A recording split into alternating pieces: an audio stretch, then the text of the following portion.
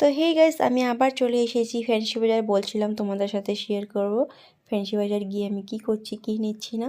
তো ভিডিওটা স্কিপ করো না, আশা করি তোমাদের ভালো লাগবে, আমার সাথে থাকো। তো গাইস, ফ্যান্সি বাজার এসে আমি প্রথমে দেখছিলাম কুর্তিগুলো।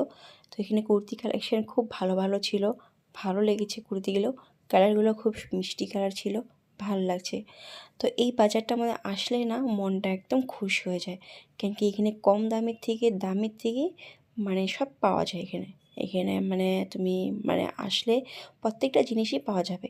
এখানে ঘরের জিনিস বলো, তারপরে সাজা গাজা জিনিস বলো, মানে এভরিথিং সব পাবে তুমি এই বাজারটার মধ্যে আসলে।